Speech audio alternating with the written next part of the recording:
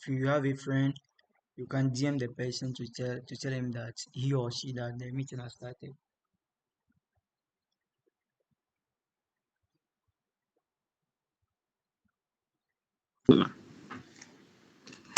Uh, but you can well, or I Still, we tried can to hear join you. with this one, but they are saying something. You can't hear me. Yeah. Wow. Okay, so if you are still facing challenges, so maybe let's move to Ganiu. So maybe after which we'll come back to you. So whilst you search for a stable signal. Or what do you think? This interesting. Uh Is it okay? Is it okay? yeah, right now I can hear you. Right now you can hear me. Yes, please. Okay, so I was saying that in the level 200 TTFPP, it comes in two phases. The first phase involves the updating of your level 100 report. So you have to update that report. And the updation, they include population characteristics, environmental characteristics, and a whole lot. Those are the first chapter 4 in level 100 TTFPP. So you have to update all of them. In the updation, I always say there are two phases. For the updation, some people can choose to go to house by house and get the data of the population increment and a whole lot. But you can also choose to make it this way. You see, instead of going house by house, some people feel it frustrating for you going in your level 100 and going again in your level 200. So here is it. Rather, you can visit the hospital and get the number of births there. That becomes part of the updation. You visit the hospital, get the number of mortality rate, people who have died. You can also use help in the updation. And you visit the community stakeholders and get those who are migrant and immigrants in the community. So basically, for the population characteristics, no, it focuses on just this phase. Uh, it focuses on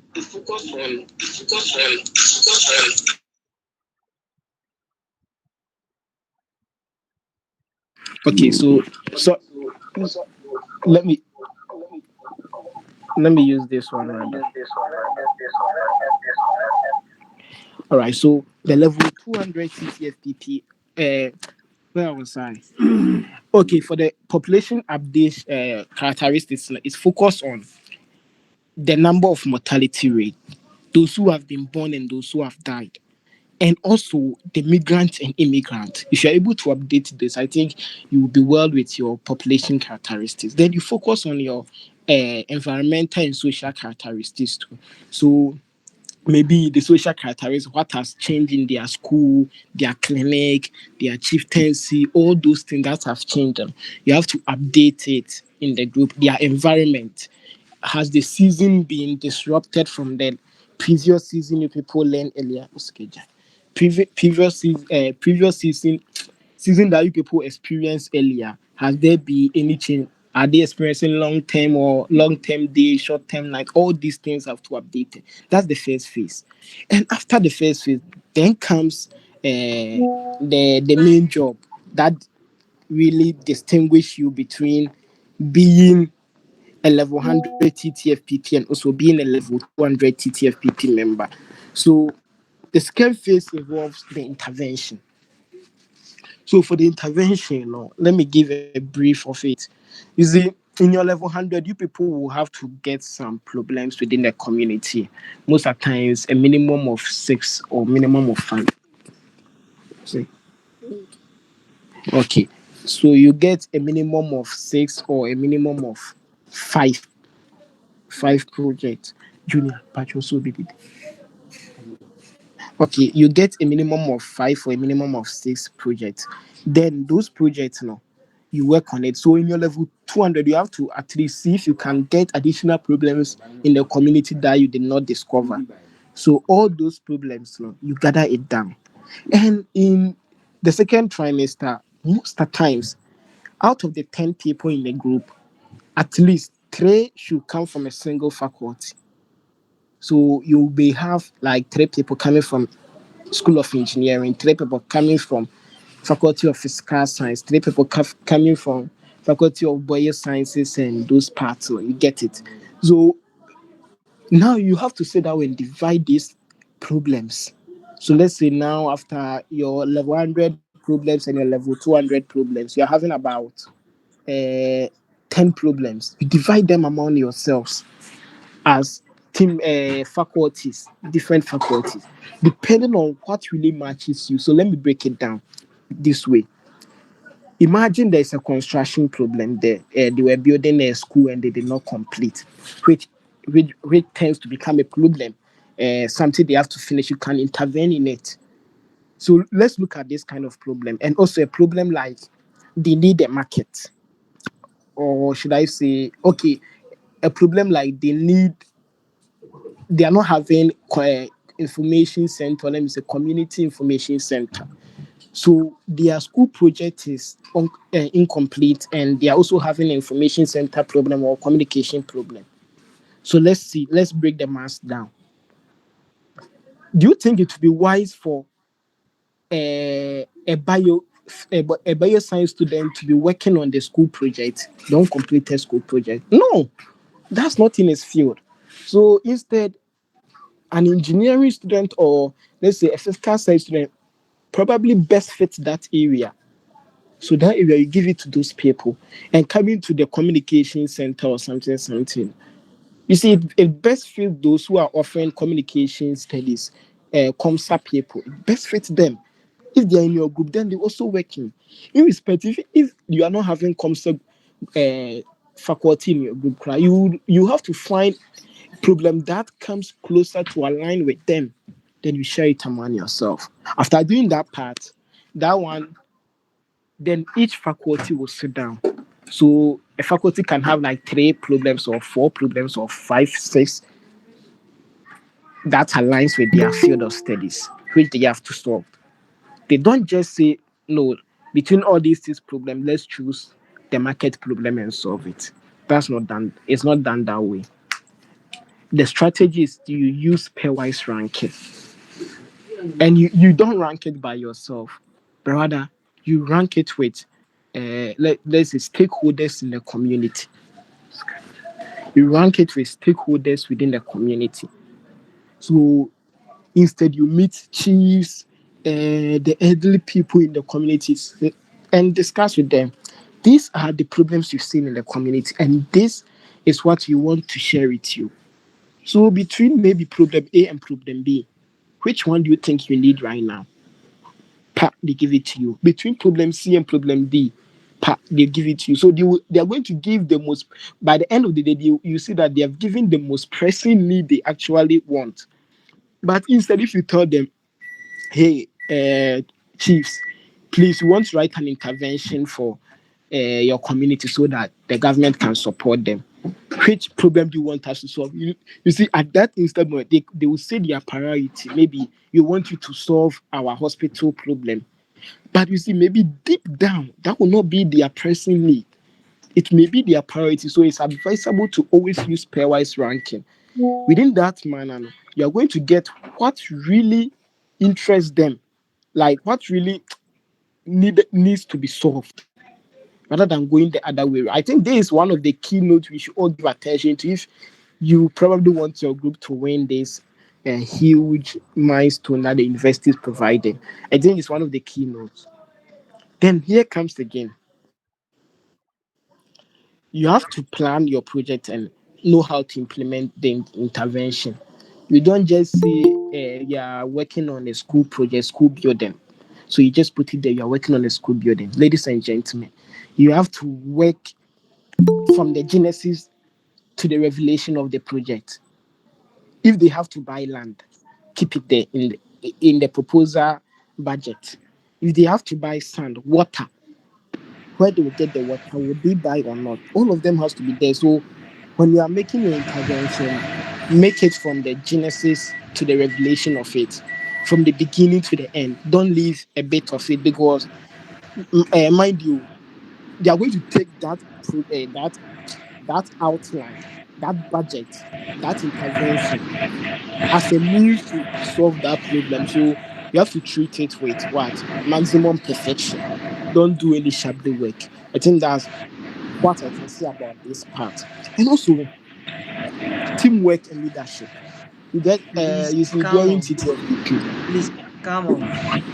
Can you mute your mic for us? Calm on, please. Can you mute Or your mic for us? Di ba naman macam? Calm on. I Sabi think macam. Mohammed, you can mute it by Oh, yourself. yeah, yeah, yeah, yeah. Sorry. Yeah, you mute it. You are the host. All right. That's great. So let me continue. Oh, Seidu. Okay. Yeah, you can continue. All right. So let me move on to the next subject, which is teamwork and leadership. You see, I always say that TTFPP is one of the grounds you really learn a lot, especially in terms of teamwork. Like people may see it as ordinary, but me, I see it as a paving way because it's through there you are going to learn how to collaborate, work effectively with different people. You get it? So if you're able to like maneuver your way in, if you're able to manage, if you're able to engage yourself more, I tell you, you will survive in most of the clubs and stuffs you'll be in on campus. So teamwork is very essential. You see, it's like football, or it's like, let me say, it's like football. You see, when one player decides not to play his role well, the system becomes imbalanced. Comparison to the human body, immediately one part becomes disabled, we call you deformity. That's it. So immediately in the team, a branch of it or someone decide not to work or do his assigned job, the team becomes deformity, and there will be a whole lot of step backs and step tone for you people to overcome. So I think it's best when you all sit together and work together. So for our team, this is what we used to do. Every 3 days we meet. Although we do our normal staff jobs, each group is writing its report staffs, but every 3 days we gather as one team. Hey, team members, so far for the past 3 days, what went wrong? What did not go on well? What do you think we should do? Suggestions should come. That's how you build your team. So to the team leaders, I think you people should keep that's your duty. I don't want to hear that some people be saying maybe my team there is difficult to control and a whole lot. Charlie, everywhere is difficult to control, but if you're able to, you see, there's this kind of way you can help and socialize people. Just learn it and apply it. It will work out with you. Okay.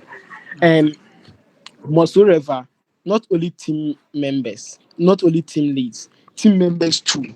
It's also your responsibility. You are not labeled to be a team lead with Scatobas. You are not labeled to be a team lead before you can apply all these tasks.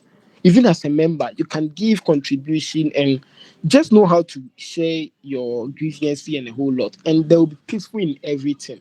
So I think teamwork is very important, and we should also engage ourselves in doing all projects within the community. That's one way to also build team and prevent backbiting. I think that's one thing we should also keep Okay. adhered to. So let me So, let Mr. me Douglas, summarize it. Yes, please. yeah, before you move on, so I have some All few right. questions to ask you regarding the level 200 TTFPP report. All So you right. said that Mhm. when they are to update their demographics, that has to do with the population and other things. Instead of Yeah. going house by house, they can go to the clinic to get the number of children that were given birth from the day that they left the community and the day that they came back to the community. So how about if they don't have what will I say, clinic or sick bay or Yeah. cheap compound in the community? How about that? So Wow, that's so in very this nice. situation, what would you advise them to do? Okay, thank you, bro, for the question. So I think there's one thing that scares me. So what I said earlier applies to community with chip compound or clinic or Mm, health facility to keep record. So okay. imagine there is no health facility in the community. I think the best option is for you to go house by house. The best option. And let's do the math. If there is a probability that there is no chip compound or clinic, then that means that the community is somehow rural, like so the population may not be that, let's say 3,000 or so. So you people can still manage and get it. Irrespective, whatever be the case, the ideal way that you should do it is to go back house and get the demographics statistics again. If not, you can't continue. So the best option is to do that way. But if you realize that you are having those available facilities, those two can help you update it as well. I Okay. don't know if it's well answered. Yeah, yeah, yeah. Okay, so another question that I wanted to ask is that so Okay. they are going to update their okay, so Ganiu, you can come out with yeah, Ganiu. Okay, Hello, Ganiu. I'm all yours. I think his network is breaking.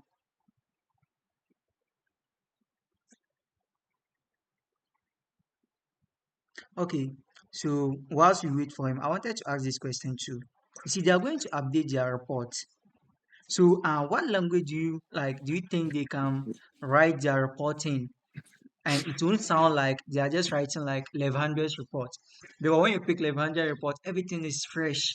Like there's no way you make reference to any old data. So with level 200 report, what language do you suggest for them to do? Because they are going to update some of the data and they'll insert some new things. For example, if they got the population of their community to be, let's say, 700, and this year when they went to the community the population was somewhere let's say 800.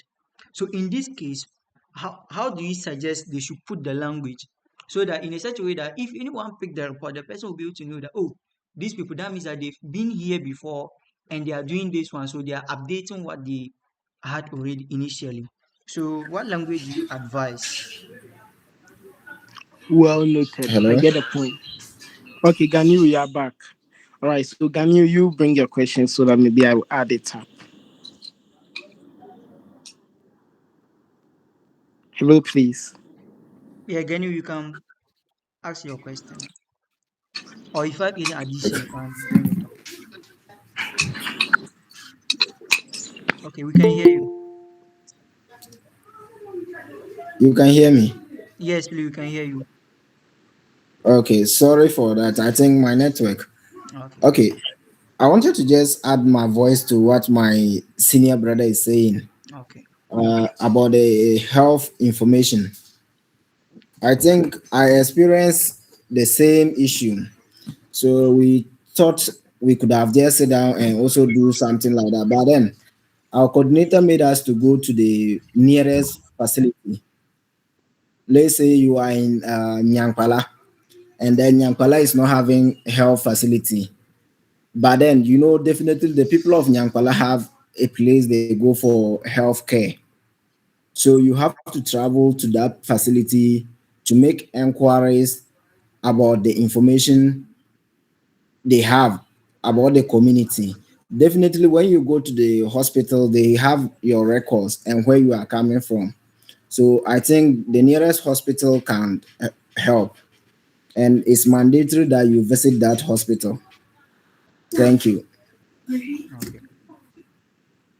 Thank you very much for that input. This one is from his experience, so I think we can also adapt that. So Douglas, you can go ahead with the question that I asked you. All right. So if Mohammed, I'll get your so if Mohammed, I may get your question well. You're like, what language can they be putting most of their statements in? Yes. So the kind of lang- the kind of language they should be, they have to refer, like make reference in most of their speaking. So let's say in the past tense or within a statement. So maybe we did for 2021 the update of the community was this. For 2022 it is this, which implies that maybe the community has a population increase or decrease of. So they have to make a reference in a way to sound they were there. That's how it's supposed to be. So within the demographics, they have to also connect it in percentage form and show whether it's increase or decrease in terms of Okay. population. Let's say in Okay. terms of socioeconomic activities, their economic system, they have to show that has the economics been increasing for the past years based on the information they received last year. So what's making those two comparison and estimating whether it's increase or decrease? Anyone taking the report to have the idea that these people has come here before and they've worked on something, and also this is the output they are giving. So I think those years will be final output dependent, showing a trend of their demographics. So I don't know if there's anything you additional you want to add it to it. Yeah, I It will be think accepted. what he said is actually what I was having in mind. So just to add to what he said, so for example, if you have your population be increased, let's say you had it 700 when you went to 1100, and right now it is 800. So when I have to put it, for example, like you can just say that the population of the community is estimated to be 800 with maybe with an increment of something something percentage, and what accounts for the percent that increment, you give those reasons. So maybe there are a lot of people who have come in move into the community, or they give more birth than death. So when you give the increment of the percentage, uh tell us the reason why. Give the reasons why you think the population has increased or decreased, and any update at all. If there is changes in any of your in past informations, you should give a reason as to why that happens, or something like that. So this is what I just wanted to say. So Mr. Douglas, so if anyone has a question regarding the level 200 report writing, or if you need any clarification, you can ask him for now. Although at the end of the meeting, we'll open a session for the question and answer session. But for now, you can, if you have any fresh question, you can put it out for him to answer you. Thank you. You are most welcome. So, as my brother said earlier, if you have any questions, you can just bring it up and we'll all answer it and help you out. Thank you very much. So, let me try and move on so that I'll sum things up. Uh, Documentation and evidence collection. So, you see, in your report right there, it has to be evidence-based report writing. You just don't write statement a whole lot. You said something about their problems of which you want to take intervention of it. Maybe some of the problems have been started by an organization but it's incomplete, which people are writing intervention for it to be completed. Try and take a picture, put it in your report, so that whoever will take the report has evidence based to rely on and just confirm that yeah, indeed there is an actual problem. Because most of the times when it's full of English, it doesn't well convince. So support it with diagrams, pictures, to also help in that manner. I think there's something we have to also take note. And also for the report writing, it has a strategy. Let me see. It has a strategy of it. The font size, the font type, alignment, all these things. Let's keep attention to it. It has to be done in a way as if though you are writing a paper. So and also for your table of contents and table of figures. You have to know where to put the titles at, so that it will also help the it will look more professional. Let me put it that way. It will look more professional. I think those ones also give you an upper hand. I know a group that did their work very, very messy. They did their work very messy, and it went against them. Yeah. So, all right. So let me also bring it out about your presentation. So, for your presentation, I would say nowadays UDS has changed the status quo.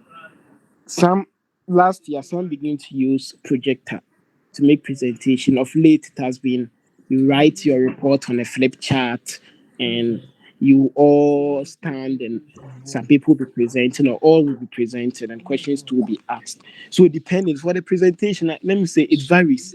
Some may choose projector, some coordinator may choose projector, some too may use flip chart. But let's see it this way. Let's look at the flip chart aspect.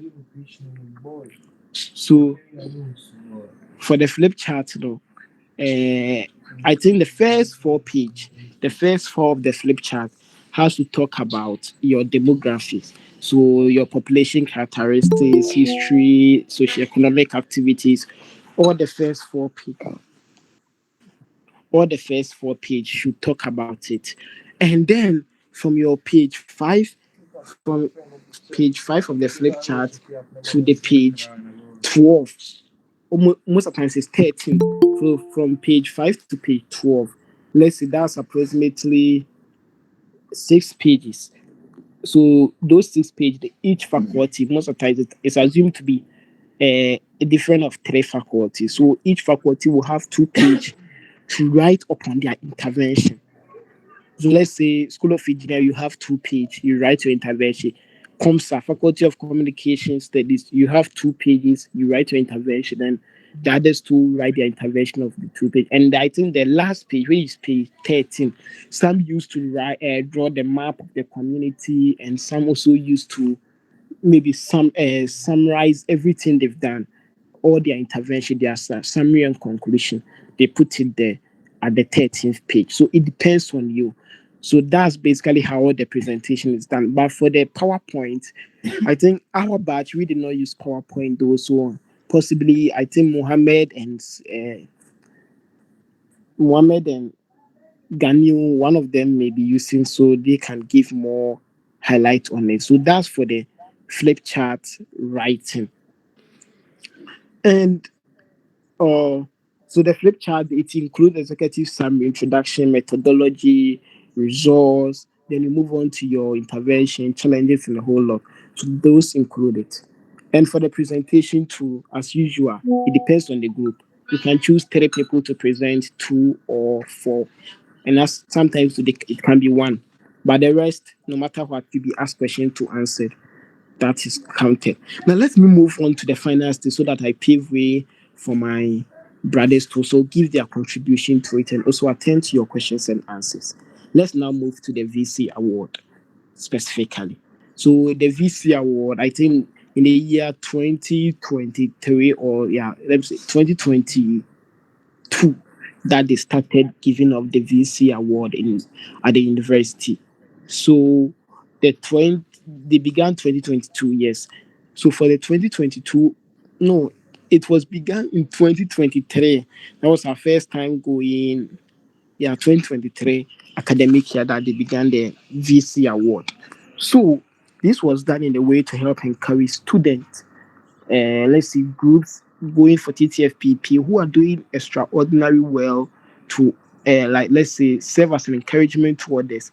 So that you will not think that TTFPP is just going to write intervention a whole lot and coming back. No, there are many benefits at the end, if and only if you go the extra miles. So let me give a misconception we had with the TTFPP VC award. It was like this. We we actually won 2025, yeah, 2024, 2025 academic year. That's where we won. But here was the misconception. We thought the VC award is given for the best report writing, the best the group that write the perfect report or intervention. But here was it. It goes more beyond because everybody's writing the best report to have their A plus. Writing the best report to give you a guarantee of your A plus too. But for the VC award, it goes extra miles. So here is it. Is a do more than is required. I always say, what is the distance between someone who achieves more and those who spend their life and career merely following? That's the extra time. So for the VC award, you have to go extra miles. The extra miles involves looking beyond the community problem and seeing where you the students you can play a role in solving it. So you see, not because you want to win VC award does not mean you should go and build a school for the community, even if you know yourself you can achieve that goal. No. But look within your capability as student. Just look within where your strength can help in solving it. So for our first year winning it, this is the experience I learned from.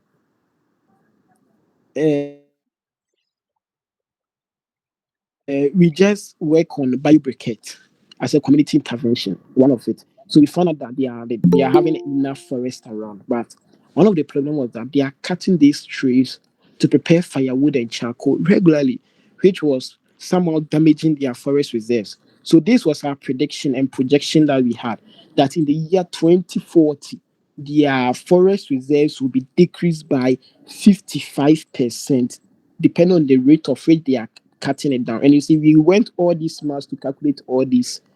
After doing that, then we said, then let's give an intervention to it because it's something that is alarming. You see, climate change is what we are all fighting against in the world. Then we brought the intervention, biobriquettes. So we developed biobriquettes and taught the community members how to make the biobriquettes in their home. This was easy and it was cost effective. Nothing was spent in. We didn't spend a penny and we won. So I want to tell you that it's not always in the sense of you giving or you all going to look for money. Sometimes within your strength and capabilities, where you can solve it, you just solve it. You have the chance of winning. So, but also if it requires for you to engage in with, you see, some small token and also help, why not do it? There are some collection people can also do, which will not cost highly or will not cost people that much. It's reasonable and it can help the community. If you are willing to just do it, it's nice. You can buy local, what do you call it? Frugal for the cheese, a whole lot. It sounds well and speak well of us. So I think these are all areas we should be looking on for the VC award. And aside that, all that I've said again, let So me add it to it. okay, So let hello. me summarize. Yeah, hello. So Mr. Douglas, I think okay, do that I've in the exceeded next my one time. minute. Yeah. All right. So in summary, the level 200 TTFPP is very fun. It's very good. It's very impactful, and you will learn a lot. Just make sure you engage yourself in all teamwork activities. You will learn more from past people, and also try and get some guidelines from grandfathers and a whole lot added to it aside. But do your work diligently. Don't cook values. Some may see it stressful, but know that you are learning. It will help you. You'll be writing reports and a whole lot of stars in your level 400. If you have the experience there, you can easily write it. So, and besides, too, if you do your work well and go the extra miles, remember the vice chancellor award is for you. It's waiting for you. You can have a cut in it, and also the new award that's coming. That's the $10,000 US. It's also there waiting for intervention, best intervention. Is that these are all things we should be looking for and should be encouraging us. So, ladies and gentlemen, without much ado, I will just end here. If anybody has questions to ask, the pavement is open. Please do well and feel free and ask us anything. We are willing to help you. Thank you very much. So let's give some reactions to Mr. Douglas. For that, I don't know the way to use to describe it. For that intellectual display that he has shown to us, and we are really grateful for that. So, to add to what you just said, as level 200 team or even level 100 team, there are some small things for the report there. All of us will write because there are grandfathers for us to write. All of us will write good reports by all means. But there are some small things that we need to add to make ourselves distinct. So, and one of them is that even if you are fighting in your community, which I know it is inevitable, we will definitely will fight in the community. Always make sure that you appear as team. Whenever your coordinators or your supervisors are around, make sure that you appear as team. And because you are fighting, or maybe in the community one way or the other, you see that two people or three people will be those doing the work. Because you are the one doing the work, don't deny the others by telling them this is what is happening. Let them know what is actually happening, so that in a such a way that if they question you guys, you will be able to answer and you show that you did teamwork. Meanwhile, in an actual sense, one or two people just did the work for you guys. So that one, you guys have to keep it in mind. So for those of us who use I use PPT, we use PowerPoint for our presentation. This is what I was just telling you. With that one, the structure does not actually matter. But what matters the most is that make sure that you write what you can defend on the PPT. And in the PPT, as they said, PowerPoint presentation, don't overload it with text. What is usually advised that just upload pictures that you can speak to, upload charts, upload tables, upload videos. Like our group, for instance, we uploaded videos, and that was the most amazing thing about it. Whilst we were talking, the video was showing, giving evidence. We didn't upload, we didn't bombarded our PPT with a lot of text. It was just PowerPoints and then pictures and that of our videos. So when if you are going to use PowerPoint, make sure that you have pictures, tables, figures to which you can speak to. So let me just give you a summary of the structure of our table. We had 17 pages, including the introduction. And the first 3 pages, it was just introduction, general objectives of TTFPP, specific objectives, then methodologies, and our research findings and limitations. Then, in the same third page, we started with what? Our population characteristics. Then from there to the fifth page, we we concluded with historical and local governance. Then on the sixth page, we started with the interventions. The sixth page was for School of Economics. They presented their interventions in 2 pages. Then School of Engineering came. They presented their intervention in 3 pages. Then Faculty of Communication and Media Studies came. They presented their intervention also in pages. Then we come with our conclusion. That was basically what we presented. And this was marvelous. It was marvelous. So as Mr. Odoi said, the TTFPP award, the Vice Chancellor award, the way to position yourself for it, he has given his experience, he's a winner of it, and almost all the speakers in this summit are winners of TTFPP award. So they'll be giving you different experiences from different angles. So stay tuned for that. So with that being said, I would like us to welcome our next speaker, who is Mr. Abdul Ganiu. So he will be speaking to us on leadership.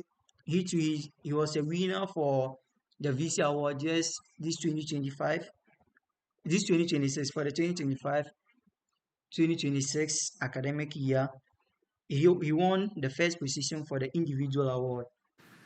So let's welcome him with reactions, please. So,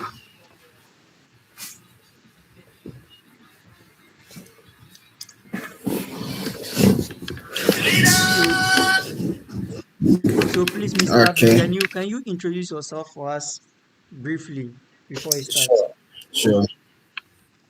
So, good evening to everyone, my seniors and my colleagues. My name is Ganiu Siafu Luri, and also, as we all know, one of the candidates for Nook's presidential position. But then, Alhamdulillah, we couldn't make it. So we thank God for everything. And also, just to say, a founder of Equip to Excel Foundation and also a youth advocate. And my mission here is very simple.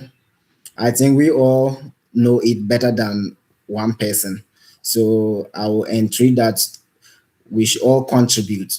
I would want it to be interactive. So basically, this is who I am. And I'm also doing food science and technology level 300. Yeah. Okay. So, Mr. Host, I think I've my introduction. You are okay with that? Yeah, that's it. But just to add a compliment to it, I call him Mr. Presido because this is someone with all who has checked all the points of leader. So I usually call him what Mr. Presido. And as I said earlier, he won the first position for the Vice Chancellor Award 2025-2026 season. So I think his money, maybe he will share some with us as we are in our communities. Mr. President. No problem. I'll share with you people, but then don't call my number. Okay. I think time is fast spent, so we'll just dive into. So please, if you can hear me, let me know by reaction.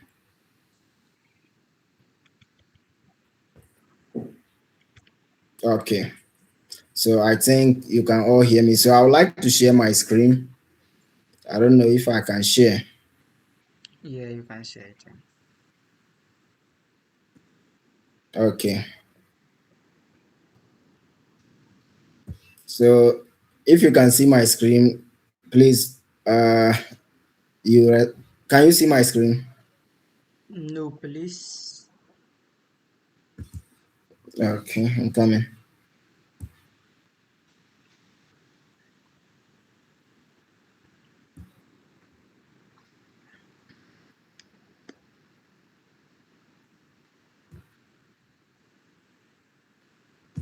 You can still see it. Yes, please. Okay.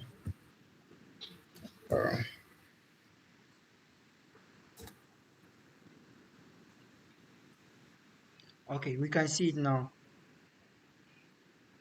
Yeah, Okay. yeah, we can see your screen. Okay, thank you. So first of all, I would want to say thank you to the host and to the organizers of this summit.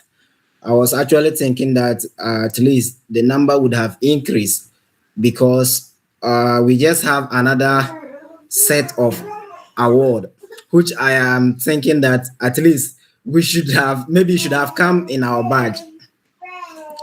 Or what do you think about that? Yeah, actually, I was thinking that maybe you guys could go back to your community and wait for this one. Exactly, exactly. Because when you look at the package, I think it's 10,000 US dollars, right? Yeah, it's 10,000. That's amazing. And they just gave us 10,000 Ghana cedis and 5,000 Ghana cedis. So, my people, this is not to be greedy, but then if you have a friend, you can share with them to join because at the end of the day, you may be here and you may, if God don't say you are for it, you may not win it. But then we need to also guide each other to win. So please, you can still share the link to other people to join. So whilst I proceed, so this summit is organized by NurWay Africa, and the aim is for us to understand TTFPP and position ourselves for academic excellence. Like I introduced myself, so I would just skip that one. So the objectives of my summit will be at the end of the section, we'll learn what leadership is actually, not what we know from the books. And we also identify strategic way for us to have impact in the communities that we are deployed to, and also understand networking and visibility, explore ways to balance academic with leadership roles, gain experience from real life lessons. Oh, I'm fast. No, it's okay. Your pace is okay. Okay, okay. So let's get started. So leadership. Can I get someone to define leadership for me?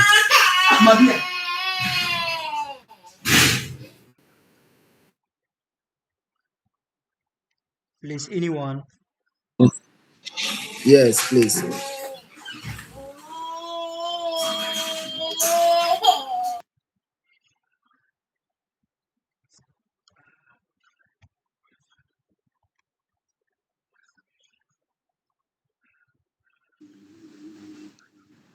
Say, Mr. Mr. Ganiu, you've Geographer. muted yourself.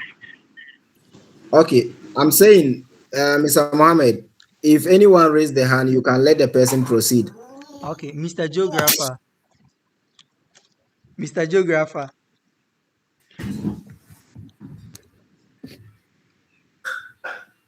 Mr. Geographer.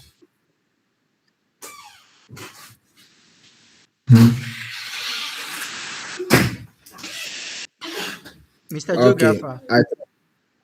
he's Na not. Fashero. Aha, so guys should tell us what a leader is. Hey, Afashero. Ay, senior boy, I know the Shamoma. Yes, Okay, just continue now. I am all ears. okay. So Eh, then let's proceed.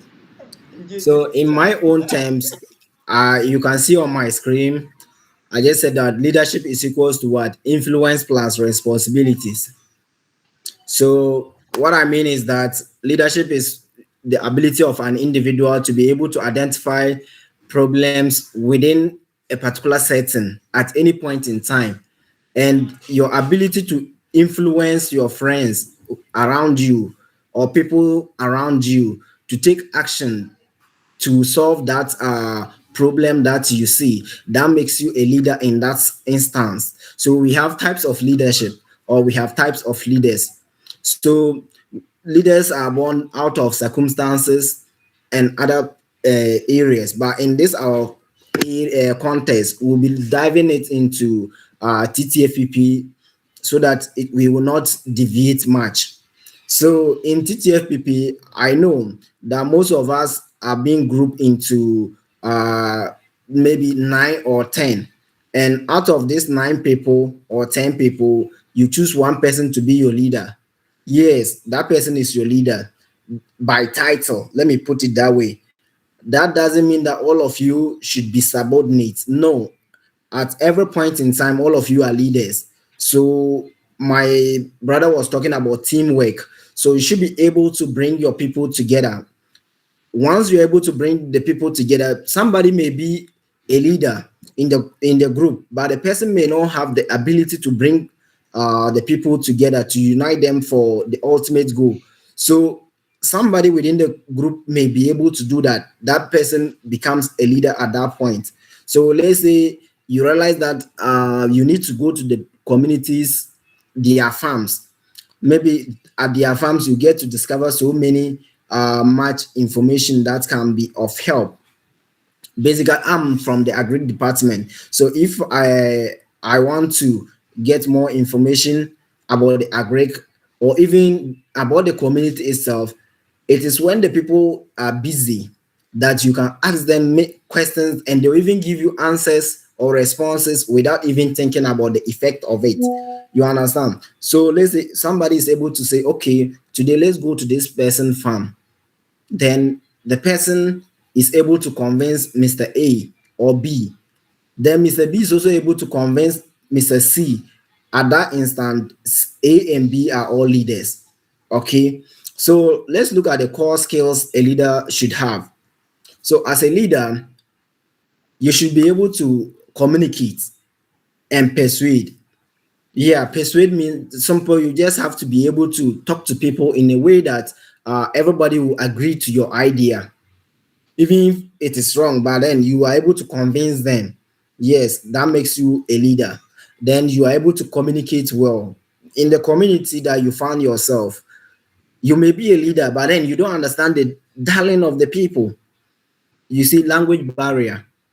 So you need to be able to bring somebody in who understand the language of the people and will speak to them in their language. That way, the people are willing to give out every information because they believe that you are one of them.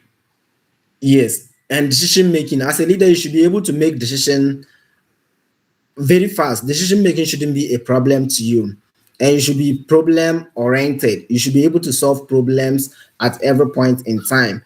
Then, why do I say every point in time? Let's say Mr. Mohammed is the group leader. There is a problem. Mr. Mohammed may not know the way to go about it, but then he can contact Douglas to come in.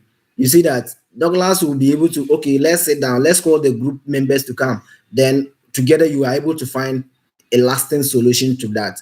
So you are problem oriented or resource oriented. So emotional intelligence. This is one thing that I would emphasize more.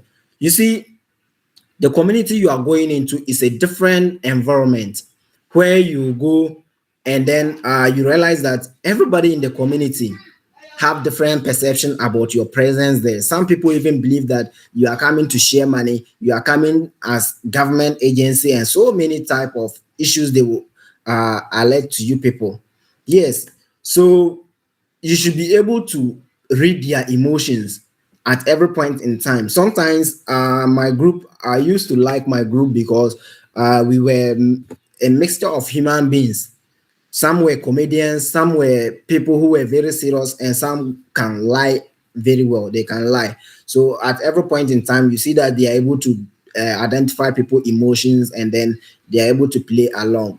So you should also be very resilient. Yes, because the people will stress you. Your community people will stress you, and your group members too will stress you.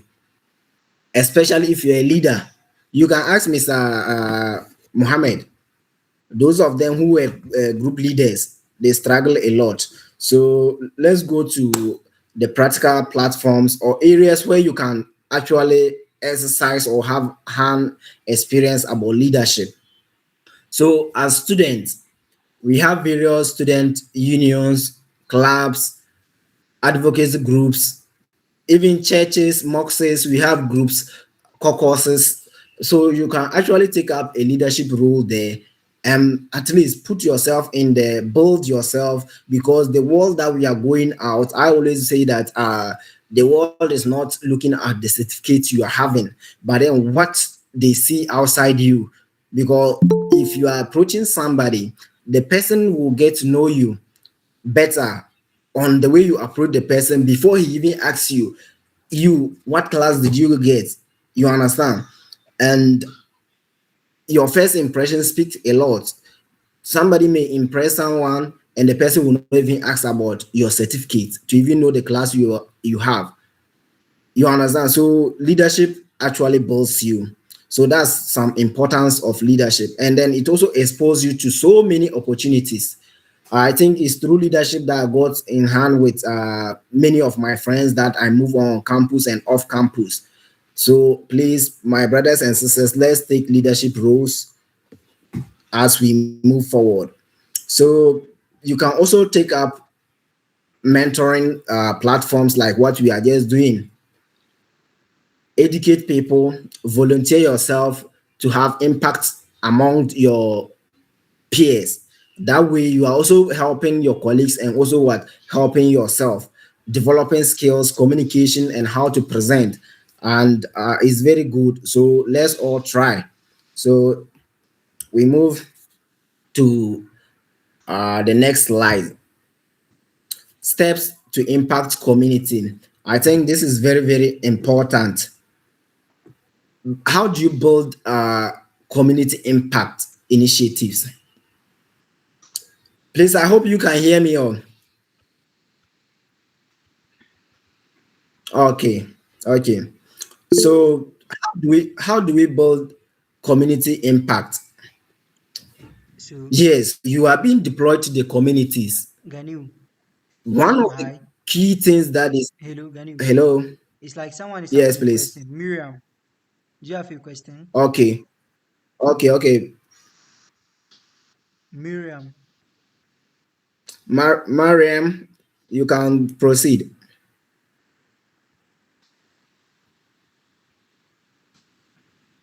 I think she's off now. Okay, you can continue. You can continue. Okay, okay. So you are going there to have impact in the community. At the end of the day, you are also going to be impacted because many of us, when we were going to the TTFPP, we were like, oh, what is the essence of us going to the TTFPP? But I can tell you with evidence and with experience that TTFPP is one of the things that you can enjoy if only you open yourself to the program. It is going to be the best ever experience you would have in UDS because you are going to communities that many of you have never even thought of existed. But I'm sure the communities that we are going to is a bit okay. Yes, because I know many of the communities, unlike where some of us we were sent to. I personally didn't believe that some of those communities still exist. You can imagine a community where there is no electricity, there is no potable drinking water, there is no network to make phone calls. And you can imagine as a university student, you live 90% of your life on social media and you are being sent to a community where you can't have access to network, to even charge your phone, no electricity, to drink water, no potable water. Many of the community people drink from the stream, but then what do? We were able to get water, pure water, such as water, but we will still pretend like we are drinking their water and say, "Oh, your water tastes good." Meanwhile, we know the effect of drinking from the stream, but in a way we don't want them to feel bad, so we were having impact along line because we were able to find a way to tell them that the water is no good, but not just saying that, oh, the water is no good, stop drinking it. You understand? So let's look at the steps. So first of all, you have to identify uh problems that needs to be solved. And how do you identify these problems? It has to do with what? Observation, survey, questionnaires, and among others. I think some of these things were taught in during your classes. So you design sustainable projects. I call it smart goals. Yes, smart goals because as students, we are very, very innovative and creative. So you can be able to meander your way out in some of these situations. So after doing that, what do? You have to what? Mobilize resources to fund the project. Some of these projects actually don't need funding, but then you can use your strength to work it out. So you can actually also partner with other people. So which is also very good. So try it. Try using that.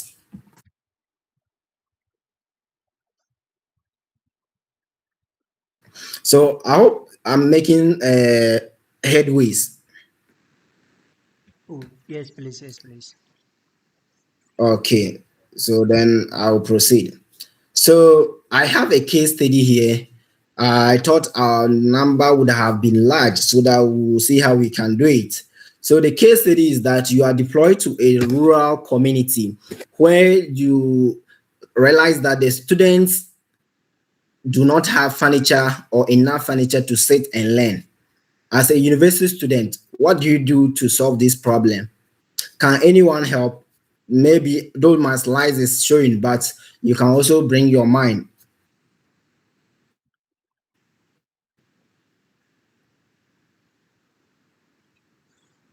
Anyone? Is is anyone on the floor? I think Mr. Geographer is there. Okay. Online. Please proceed. Okay, let's proceed. Let's proceed. Okay. So this is the situation. So you realize that there's no enough furniture. This one I'm just speaking from experience. What I did that made me to win the Vice Chancellor Community Outreach Excellence Award just this let me say last trimester. So you would have to speak with the community people, engage with them to see that the issue that you are seeing as a problem, is it actually a problem to them or it's not a problem to them? Because most of them may see it not to be a problem, but to you it's a problem. So if to you it's a problem and to them it's not a problem, you have to leave it, because you are not solving it for yourself but for the community. So once you're able to do that, then you design your outline. How do you do it? Are you going to partner with people? Speak with your group members to see if you people can come together collectively to undertake the project. But if the community, the group cannot come together to take it, then as an individual, you try to find your way out. So we have action plan. How? So how do I? You ask yourself, how do I do it? Then you assess what? You assess, mobilize stakeholders, speak to the chief, assemblyman, everybody that is supposed to be involved, get them involved. Then through that, you're able to raise funds, advocates. Then when you do the how, then you go to when. So you have to design short term, long term, medium term, and that order to see, okay, at the moment you just saw the situation, what can you do to solve the situation within the short term, whilst you look forward a lasting solution to that. Okay, so we proceed. Hello. Good evening, Doc. So what do you do after asking how, when, then you go to what? What do you want to do? So you deliver the dexes that you've been able to Okay. fund it. If you're able to get money to fund it and you construct or you get other people to do. In my case, I was able to do it myself because I'm a carpenter. I always use what I have to get maybe to have impact in other people. So I was able to raise funds, and I think that's even the place that I have the idea of forming a foundation. And through that, now I can say that I am a founder and also a CEO. So in the way of impacting people, you also get what? To be impacted. So please, once you want to impact people, believe me or not, you would also be impacted. So at the end of the day, you improve student what? Comfortability and concentration in the class. So that's the impact we have created. So since the slides is there, I'll move to other areas. So networking and visibility. This is something that I think is very important for we the generation, the young generation.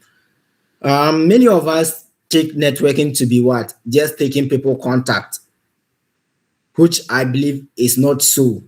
Networking is not about moving to somebody. Maybe you attend the program, and after the program, you just rush to the person and say, please, may I have your contact? No, networking goes beyond that. It is all about building relationship with people. You meet somebody today in a program, then you rush to the person, take the contact. You may not even reach out to the person after storing the contact. It doesn't make sense. So when you take the network, the contact rather, you should be able to start a relationship with the person. Do not go and be asking of help immediately. Start. You can actually ask the person for mentorship. Once the person start agree to mentor you, along the line, you become recognized and well known to the person.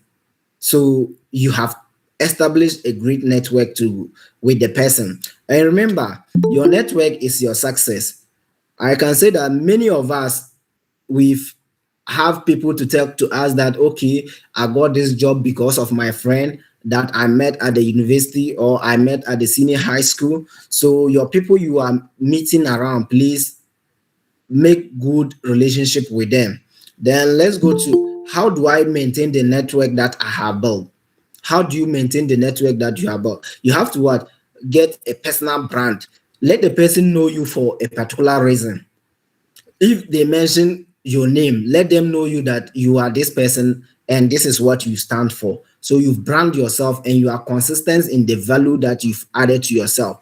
You are somebody who is disciplined or you are somebody who is into this. So that is also for networking. So how do you position yourself for opportunities?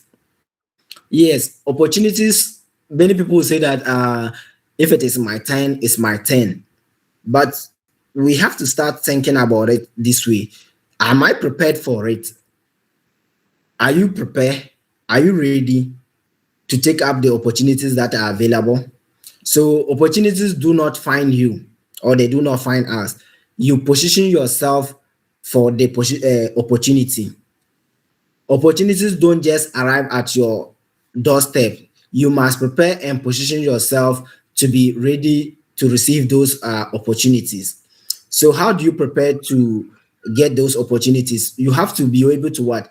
Um, Find something doing. Let's say I know my colleagues who are in level 300 who are thinking of doing masters abroad.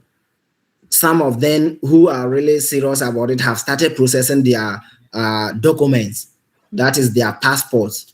So they are ready for the opportunities. And one thing I want to say is that as a university student, the first time you arrive in the university campus, within the first trimester, the thing you should do is try and get a passport, because the university has so many opportunities. I think our seniors, they were in level 200. Once they have opportunity for three people to go to Canada and do exchange program for about 3 years. So it means they were going to complete or graduate there. And the top people who were doing very well, they took about three of them.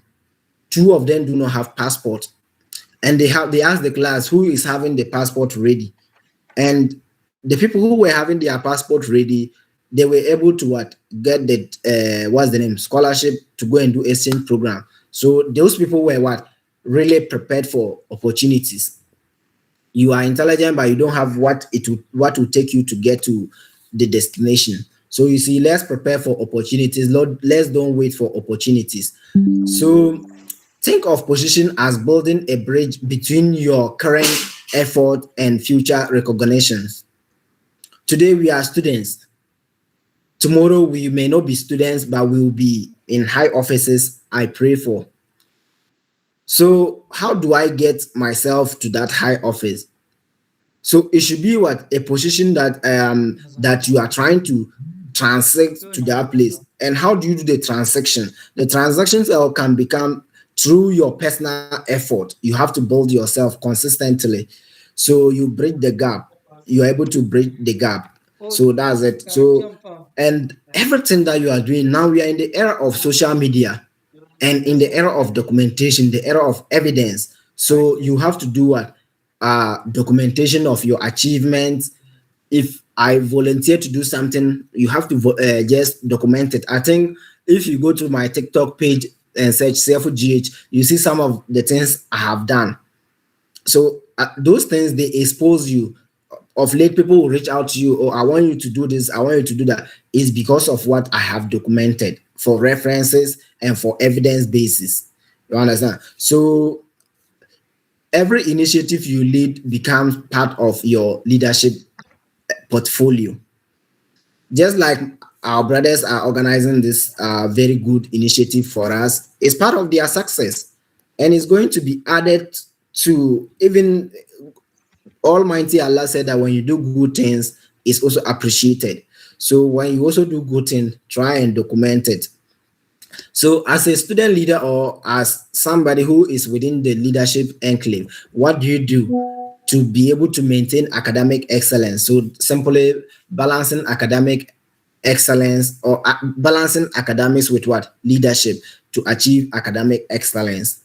So it's quite difficult, but then easy if you are strategic. Balancing leadership and academic is challenging but possible. The challenges are time constraint, stress, conflict, and priority solution. So how do we solve that? It's just about what? Time management. Have a clear calendar. What to do at this point of time and what I will be doing at this point of time. What will I be doing tomorrow? And know what you are supposed to do at every point in time. With that one, you see, you will be able to navigate your way out. I think one thing I've learned being a student politician or an agenda guy is that we, the agenda boys, you see us daytime, we are roaming everywhere. You don't have time for your books, you don't have time for your slides. But then, don't you think we still have to learn because you are writing mid times, you have exams, so you have to prepare. So what do? You have to be able to what? Strategize yourself, at least give 1 hour or 30 minutes, though it's difficult for yourself to read. And with that one, you know that at this particular point in time, I will learn. This particular point of time, I'm supposed to be in Jeddah Hall. This particular point of time, I'm supposed to be in Union Hall. In that order, with that, you are able to what? Achieve academic excellence without also losing what? Leadership. So I think that's also well explained. So I've already explained this one in the scenario, that is the case studies. So my personal insight, so I got to realize that leadership is not about recognition, it's not about position, it's not also about titles. It is about having impact in community or within the people that you find yourself. Just create a lasting memory, impact within them. So when you solve real problem in your community, people notice you and opportunities also what? Follow. Because in this world, you have to find something doing before people what? Follow or appreciate what you are doing. So this is just a summary. Those who can see my screen, so this is just a summary of everything that I have spoke about. So if you look at the concept and then the key takeaway. So at the end of the day, these are the takeaways I'm giving to you people. I wouldn't be sharing the 5,000 with you. What I can do for you is to give you these takeaways, and if you're able to utilize them well, if you're able to utilize them well, I'm sure you will get the 100,000 US dollars. Yours is even bigger. I think we have to compete with people. We have to compete with them. So look at leadership. So is just two: influence plus what? Responsibilities. Then community impact. We have needs, sustainable actions. So when you want to have impact in community, the needs, what sustainable action are you bringing to on board so that you solve the problem and the problem doesn't just end there. It should last. That's sustainability. So you look at networking. What do? You seek mentorship, visibility, and brand yourself. So positioning yourself, you have to be ready. Like I said, you have to be ready. Recognitions and then opportunities will come your way. Then how do you balance your academics and leadership?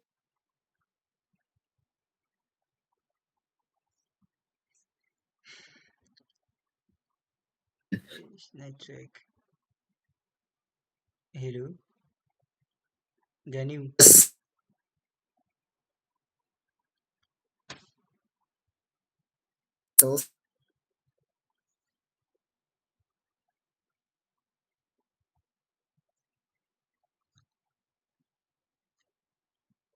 Make Hello, Ganiu. Ganiu. my Please, it's like your network is breaking. We can't hear you.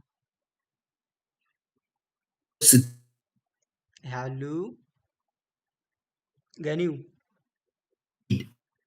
Hello, Ganiu. We can't hear you. then Your network is breaking. I think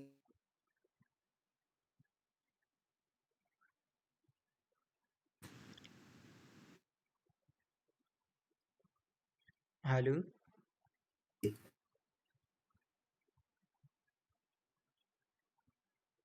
Okay. uh, Your network is breaking, Ganiu.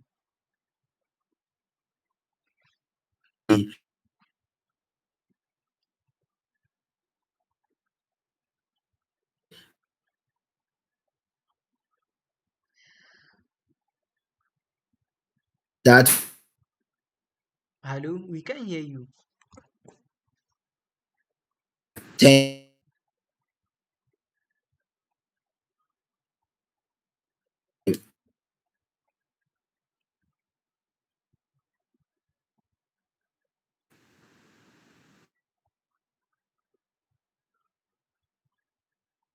no.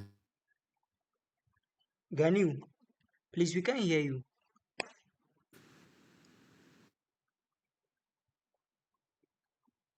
Okay,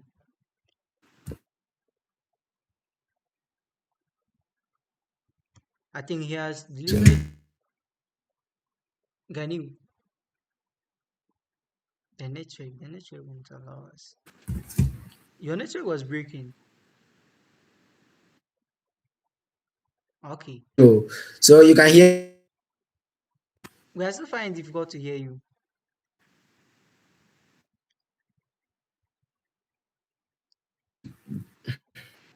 Can you hear me now? Yeah, we can hear you now. Oh, Okay, so I think he has delivered a very powerful presentation. Honestly speaking, it is beyond my expectation, and this is very awesome, very wonderful. So let's give some reactions to him, and I think he has shared a very powerful intellectual, or he has displayed a lot of intellectual discourse here. So let's share some kind of reactions to him. my network is. Thank you very much, Mr. Abdul Ganiu, for that wonderful presentation. So, as he was saying, he made mention that leadership, as we are in our communities, the leadership as to the one we choose as our leader is not the sole leader for the for the group. It's just a title given to the person. Yes, and it's actually true. When you ask Douglas, when you ask me, and many colleagues of ours, we weren't actually the appointed leaders of our teams, our various teams, but literally we were leading our teams in everything that we were doing from A to Z, and that's it. So before I invite our next speaker, I also like to share some. Okay, let's invite him. After which I'll share my experience too with the TTFPP and the VC award. So our next speaker is a distinguished um, leader of us, student leader, youth leader of us. He is the elected Central SRC president for UDS.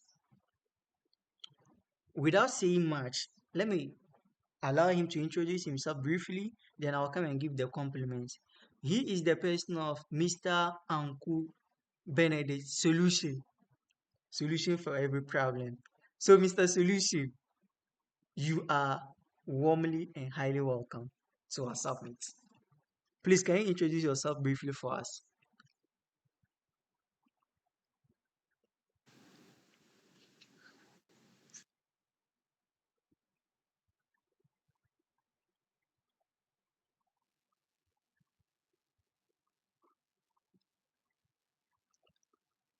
Okay, I think Mr. Solution is having challenges with his network right now.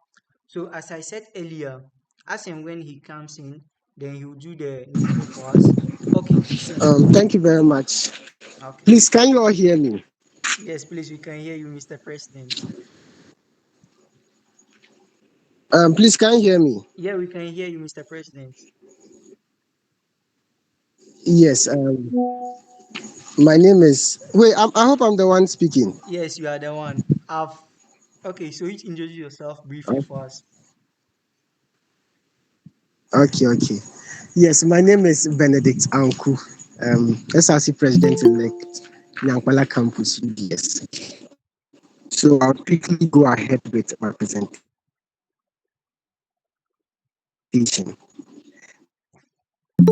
My network is not very good at my place, so you should please bear with me. Can you still hear me? Yes, we can hear you. Okay, okay. Good evening to you all. Let me first express my sincere appreciation to the NurWay Africa for this great initiative and for the honor of inviting me to speak at this virtual summit. TTFP is not just another university activity. It is one of the strongest practical foundations the University for Development Studies gives to its students. Many students enter TTFPP with fear. Some think it will be stressful, the report writing is too difficult, fieldwork is confusing, It's very difficult to get an A plus.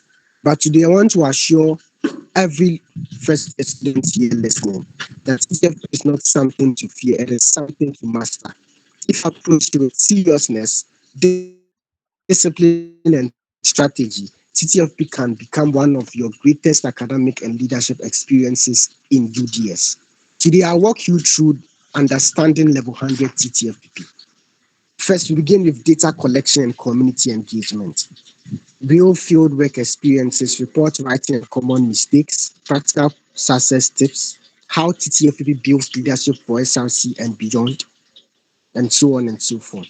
First, understanding first year TTFPP. Please, I hope you can all still hear me.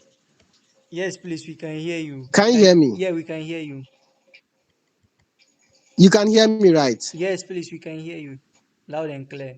Okay, good, good, good. So please, if at any moment you are not able to hear me, please let me know Okay. because the network at my place is not very good. So, Okay, okay. as we all know, TTFP stands for Third Trimester Field Practical Program, and it is one of the unique features that makes UDS different from many universities in Ghana. While many universities focus mainly on classroom theory, UDS believes education must solve real community problems. That is why every student is sent into communities to learn directly from people's lived realities. At level 100, your focus is mainly on community entry, community familiarization, transect work, household data collection, observation, community interaction, data organization, basic analysis, report writing, presentation, and assessment. This is your first exposure to practical development work. It teaches you to connect classroom knowledge to real life situations. It is not just tourism, it is not just a vacation, even though it's an advantage of it. It's one of the advantages of TTFP is that it gives us a free opportunity to tour, a free opportunity to experience a vacation, but it is not just a vacation. And it's not simply going to the village. It is an academic exercise that develops observation skills, communication skills, teamwork, leadership, critical thinking, problem solving ability. This mindset is what separates excellent students from average students. If you have the mindset that you are not just going for tourism, you're not just going for a vacation, you are not just going to a village, but you are going to get observation skills, communication skills, teamwork, leadership, critical thinking, and problem solving ability. It sets you apart from the average student. Second has to do with data collection and community engagement. This is where many students either succeed greatly or struggle badly. It is about gathering reliable information that reflects the actual condition of the community. This is where many students struggle to finish. It is about gathering reliable information that reflects the actual condition of the community. Before entering the community, remember this: respect opens doors. You get to the community, you arrive at the community, you do your community entry by meeting the elders and stakeholders of the community, giving them and greeting them with all due respect. You should not forget, respect opens doors. When you arrive, introduce yourself properly. Be polite, show humility. Remember, you are learners entering their space. Community members owe you nothing. The quality of your reception depends on your attitude. When engaging households, speak respectfully, be patient, listen actively, do not rush respondents, do not interrupt them. Yes, you might ask some of them a question and they would be talking and talking and talking and talking. And maybe because you are in a hurry, you want to stop them and ask a different question. Please allow them. They have gotten an opportunity to speak with you and allow them to speak to your hearing. Sometimes the best data comes when people feel heard. It means that you ask a question, maybe you've asked what is their name, and they are talking about things that is not even related to TTFPP. Trust me, you'd get more reliable information from that because at that moment they are feeling heard and they'll be ready to give you the information you need. Also, avoid assumptions. Never feel answers because you think you know. For example, you get to a community, um, you are supposed to go and ask them the problems of the community. You are supposed to do a pairwise ranking to identify the main problem. But you just look around and say, oh, these people, they don't have good infrastructure. Then you just write to them. No, that might not be their main problem. Ask clearly, clarify politely, confirm responses. Accuracy matters. Another key point is observation. Some students only rely on questionnaires. That is a mistake. Observe. Don't just use the questionnaires alone. Observe with your eyes too. The housing conditions, the water resources, sanitation systems, roads, schools, social interactions, economic activities. Often, what you observe confirms or challenges what people say. This strengthens your report and, most importantly, work as a team. TTFPP rewards collaboration. Students who isolate themselves usually struggle. Support one another, cross check findings, discuss observations, learn together. 3. Field work experiences. What to expect. Let me be honest, TTFPP is not always comfortable. You may face difficult weather, transportation delays, communication barriers, fatigue, group disagreements, limited internet access, pressure from deadlines. These are normal. Deadlines, especially, it's by the time you realize they are saying next week your coordinator is coming and you've not even started writing your report, that pressure is something that you might face at your community. These are normal. This is where maturity develops. Field works test adaptability, and leadership is not developed in comfort. You should know that. It is developed when conditions are difficult, when challenges arise. Stay calm, think clearly, communicate with your team, seek guidance when necessary. Do not panic, and remember, every challenge is preparing you for larger responsibilities in life. Some of the strongest student leaders in UDS develop resilience through TTFP. 4. Report writing and common mistakes. Now let's talk about where many students lose marks. Report writing. Data collection is only half the work. Your ability to present findings professionally is what earns excellent grades. After you've taken your data and done your analysis, your ability to write an excellent report is what gives you the mark. Analytical, professional. Common mistakes in students make include copying previous reports.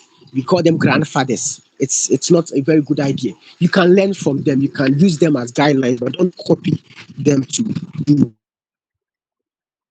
your report. It's not advisable. Your report must reflect your actual field experience because originality matters. You see, these grandfathers, the coordinators that have been handling these TTFP students, are the same coordinators that will handle your report next year.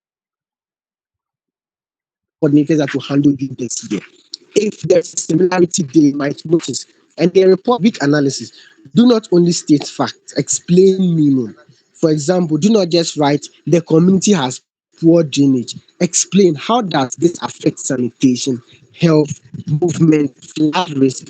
And you see, analysis shows understanding. If you just write the community has poor drainage, explain how that this affects sanitation, health, movement, without telling us how it affects sanitation, how it affects health, movement, flood risk. It feels as if you do not know exactly what is meant by that particular fact you've written there. And that in poor structure, follow the approved format strictly.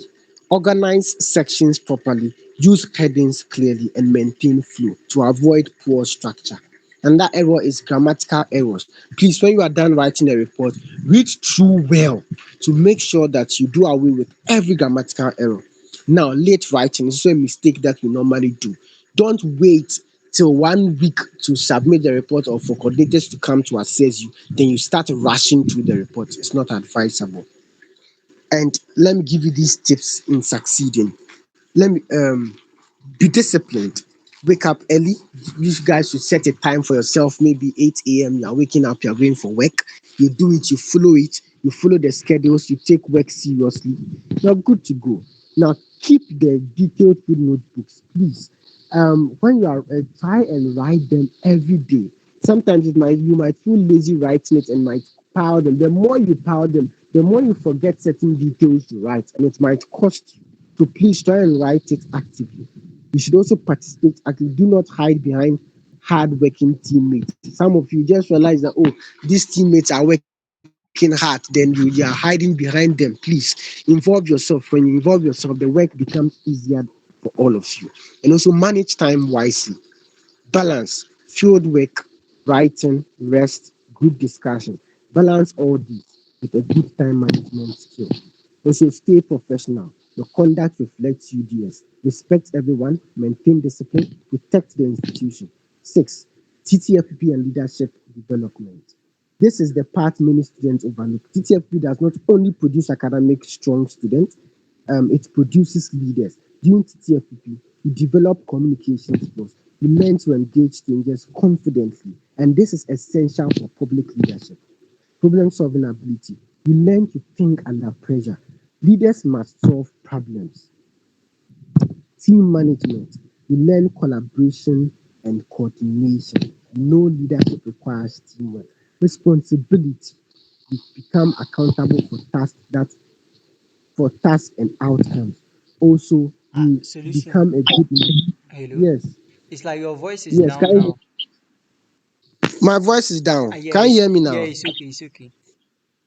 Okay, okay. So you also develop initiative creating skills. You learn to act without waiting for constant instructions. That is how student leaders emerge. This is why many successful SRC executives and campus leaders often performed strongly during TTFPP. You can attest that our former um, SRC president John Akon, he actually received the award during TTFP, and that reflects in his leadership. TTFP builds confidence, it teaches service, it develops discipline.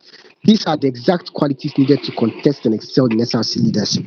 If you want to become course rep, hall executive, association president, campus SRC executive, and so on and so forth.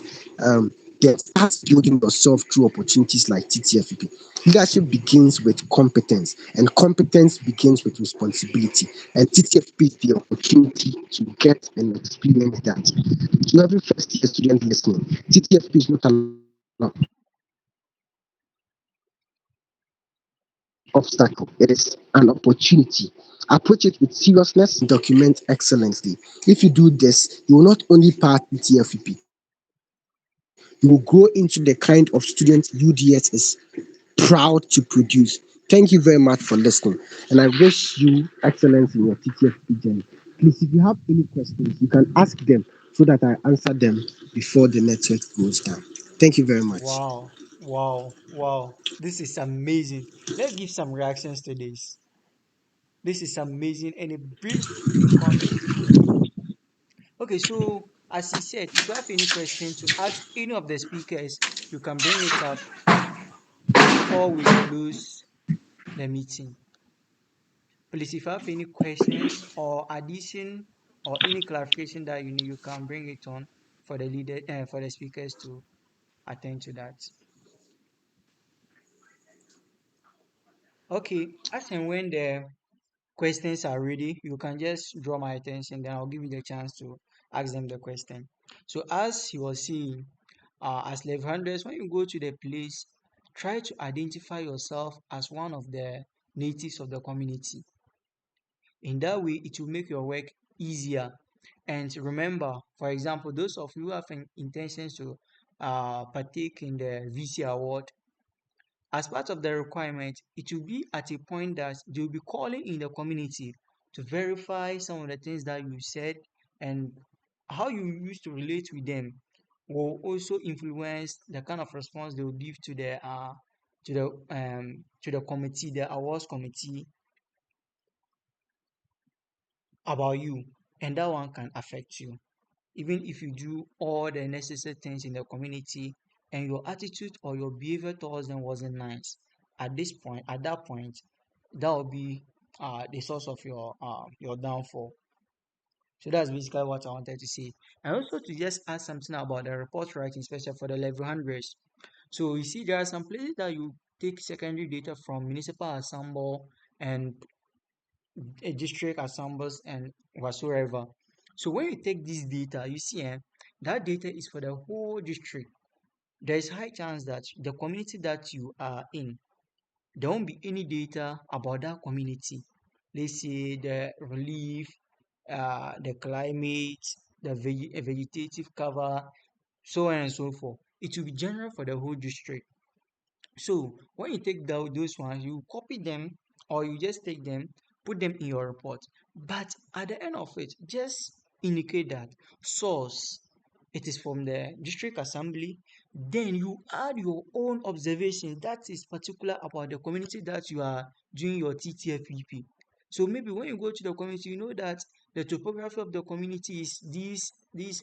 Just add your own observation about the community relating to either the vegetative cover, the relief, the what will I say, the climate and etc. So you add your observation that makes it original, that makes it your own, and try to explain the reasons behind each numbers that you put in your data, the implications of those numbers. So this is basically what I wanted to say, and I wanted to share my experience as part of the VC award because I think 2025 my team also won the first position for the VC award. And what I will just say is that try to work as a team. Even if you are the only one doing the work, try to explain it to your team members to understand what it entails, the reason behind it. For instance, our team, we actually did, our project was zero cost. No one spent penny for all the projects that we did in the community, but it earns us what? The VC award.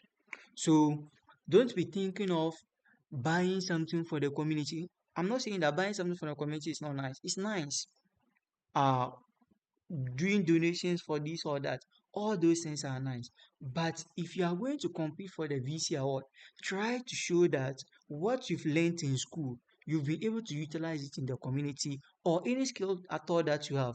If you ask all the speakers here who have won the VC award, what led them to win the award wasn't just they painted a school or they built a house or they bought this or that for the community, but it was because they've been able to do something themselves as students out of their skills that they've learned from school or from the house. For example, Ganiu, he used his skill as carpenter and it won him the VC award. Douglas and Co, their group, they used their skill as students to prepare biochar briquettes and he won them an award. And my team, as students, we use the knowledge that we obtain from school to prepare poultry palm medium for growing of crops. So a soilized medium, we're able to come out with a soilized medium to help the community to grow their seedlings using it instead of fetching soil that accelerates erosion in the community. And this is what led us to what? Winning the Vice Chancellor Award. So I'll advise that whatever project that you are doing, I'm not saying you shouldn't buy things to donate to the community, buy books, all those things, all of them are nice. But when you are going for a VC award, those things will not, you won't survive with those things. Try to do something yourself out of your experiences, out of, you may be mason, you may be mason, you can do plastering for them, build something for them. That one is your own skill. So when you are presenting, don't present based on the course that you've incurred in that. Present on the skills that you use at yourself to do it. And that matters. And I said, share the project, let everyone in the way. For example, I think some of my group members are here. They could tell you, all of them, if you point one of our group members to tell you the projects that we did, they will be able to tell you exactly what I would have tell you if you ask me. And to a point in our group, for example, there was one girl in our group called Amina. I can go somewhere and present our group projects, then you bring Amina to ask her questions and she will give you answers as if she was the one who presented it. So this is what they actually want. So at least if all the group cannot cooperate, at least get 2, 3, 4 people that have fair knowledge on whatever that you are doing as a group. Don't be doing everything alone. if you intend to win the TTFPP award as a group. But as individual, I think Ganiu has fair knowledge as to how the individual something goes on. I think he won the individual award. So this is basically what I also have to say about the TTFPP award. So please, if you have any question or you need any clarification, you can ask our speaker just around. And if there are no questions, I think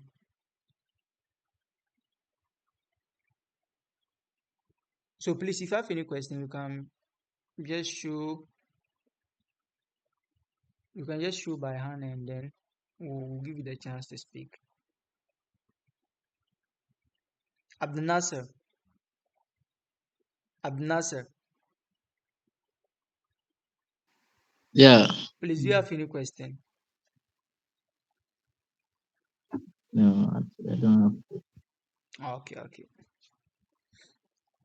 Mr. Joseph,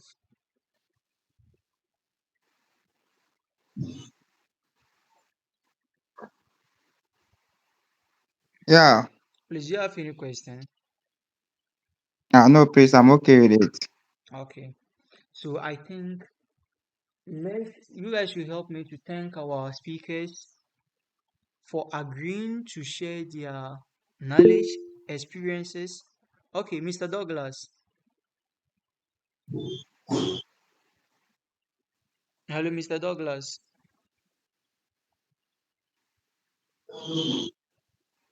Mr. Douglas. Douglas.